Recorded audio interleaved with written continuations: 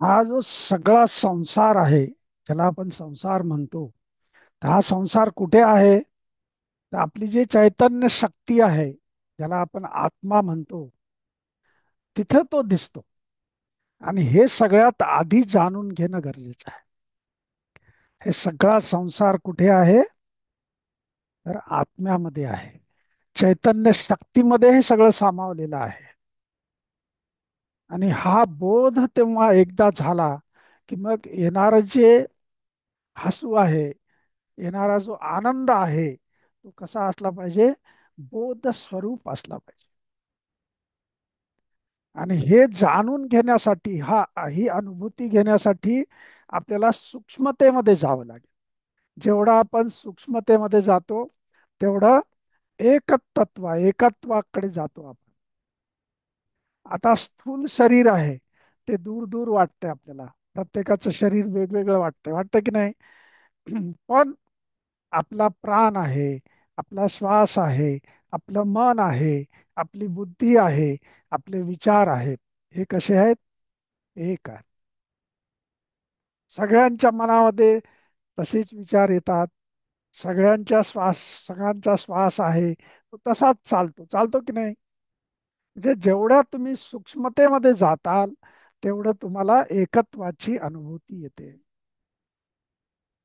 जसं प्राण आहे, प्राणापेक्षा सूक्ष्म मन आहे.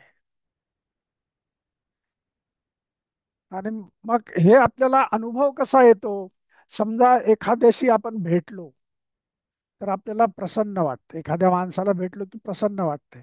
आणि एखादा दुसऱ्याला भेटलं तर आपल्याला दुःख होतंय.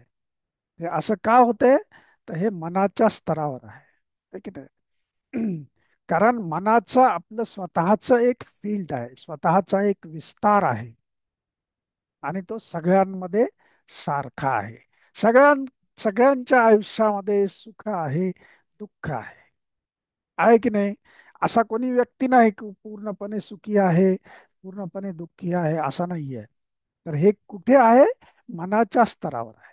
पण जेव्हा आपण आत्म्याच्या स्तरावर जातो, तेव्हा तिथे तिथे काय आहे? सुखच सुख आहे. कारण आत्म्याचा स्वभाव काय आहे? सुख हा त्याचा स्वभाव आहे. म्हणून हे जाणून घ्या की मी आनंद आहे, मी बोध आहे, परमानंद आहे. आणि मग त्यानंतर जे आपल्या मुस्कान येते, हसू येते, तर ती कशी असेल? बोधपूर्वक असेल. तर हे मी सगळं जाणून घेतलं. पण हे केव्हा होईल?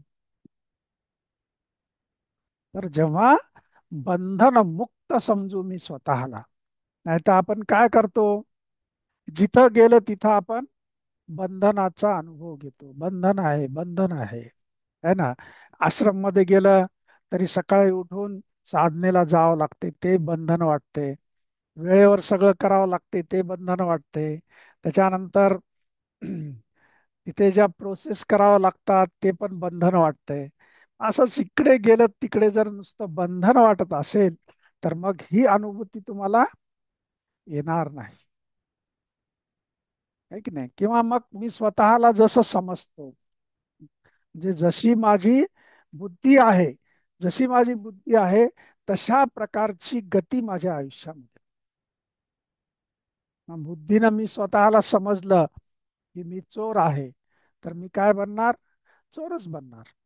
आणि स्वतःला मी समजलं की मी बोध स्वरूप आहे, चैतन्य आत्मा आहे, तर मी कसा होणार? बोध स्वरूप राहणार.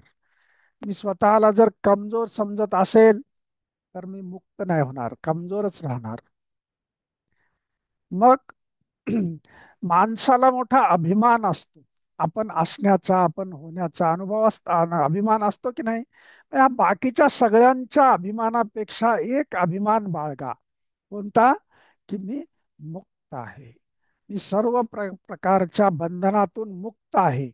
आणि जेव्हा तुम्ही समजाल स्वतःला मी मुक्त आहे, तर मग तुम्हाला कुठलंही बंधन राहणार नाही. नाही तर होतंय काय? सुख भोगलं तरीही बंधन, दुःख भोगलं तरीही बंधनाचा अनुभव, आनंद असो तरीही बंधनाचा अनुभव. आणि दुःख असो तरीही बंधनाचा अनुभव. पण हे सगळं कुठं चाललेलं आहे? मनाच्या स्तरावर चाललेलं आहे. सुख, दुःख, आनंद, प्रसन्नता, त्याच्यानंतर अप्रसन्नता, ह्या सगळ्या गोष्टी कुठे आहेत? मनाच्या स्तरावर आहेत. पण मी हे जाणून घेतलं पाहिजे की मी ह्या सगळ्यांच्याही पलीकडचा आहे. ये सबसे मैं परे हूं. एक मुक्त आहे, मुक्त व्यक्ती आहे. आणि हे आपल्या आतमध्ये एकदा थोडस बघा. आतमध्ये आपण काय करतो? आतमध्ये जातच नाही, बघतच नाही आतमध्ये. आणि वेगवेगळ्या चित्त भ्रम स्वतःच आपण निर्माण करतो. चित्त भ्रांतीमध्ये जातो आपण की मी असा आहे, मी तसा आहे. आणि मग त्याच ह्याच्यामध्ये राहतो. मग काय वाटते? सगळ्या संसाराचं ज कोणावर आहे? माझ्यावर आहे. मी नसेल तर काहीच होणार नाही. पण तू एक जाणून घे की तू उद्या मरणार आहेस. तुझ्यावर काय बोज आहे? कुठली जबाबदारी आहे तुझ्यावर? तर ते सगळा बोज, सगळी जबाबदारी जो आहे तो उचलत आहे आणि तोच सगळं करत आहे. हे जेव्हा तुम्ही जाणून घ्याल, तेव्हा मग तुम्ही मुक्त आहात ह्याची अनुभूती येईल. आणि जेव्हा तुम्ही मुक्त आहात हे जाणून घ्याल, तर जे काही कर्म कराल, जे काही काम कराल, तर ते काम कसं होईल? प्रसन्नतेनं होईल. ते काम कसं होईल? प्रसन्नतेनं आहे. मग कोण आहे मी? मुक्त सुद्धा मीच आहे. ते एकच आहे. मुक्त आहे, साक्षी आहे, विभू आहे, शांत आहे, आनंद आहे, परमानंद आहे, ईश्वर आहे, गुरु आहे. सगळं कोण आहे? मीच आहे. सगळं एकच आहे. आणि मग यासाठी काय आहे की आपल्याला सेवा करायला सांगतात. सेवा करण्याचा काय उद्देश आहे? तर सगळ्यांमध्ये एकत्वाची, सूक्ष्मत्वाची भावना जी आहे, तो भाव आपल्यामध्ये जागृत व्हावा, ह्यासाठी आपण सेवा करतो. पण हे सगळं जाणून घेण्यासाठी, ह्या सगळ्याची अनुभूती येण्यासाठी, हे ज्ञान आपल्यामध्ये पक्क होण्यासाठी कशाची गरज आहे? गुरुची गरज आहे. गुरुशिवाय हे होणं शक्य नाही आहे. म्हणून गुरुची महत्ती, गुरुचं महत्व आपण जाणून घेतलं पाहिजे. आणि ज्यावेळेस तुम्हाला असं वाटेल की मी निस्पृह आहे, कुठल्याही प्रकारचा स्वार्थ माझ्यामध्ये नाही आहे, तर त्यावेळेसच तुम्हाला तृप्तीचा पण अनुभव येईल. आणि मग कोण श्रीमंत आहे आणि कोण भिकारी आहे? तर ह्याचं व्हॅल्युएशन कसं सांगितलेलं आहे?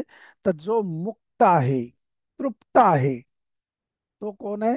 श्रीमंत आहे. आणि मग जो भिकारी आहे, मग ज्याच्यामध्ये काही इच्छा आहेत, भरपूर इच्छा आहेत, मग तो कितीही श्रीमंत असला पैशानी, तरी तो कसा आहे? भिकारी आहे. तर हे सगळं तुम्ही जाणून घ्या आणि विश्राम करा.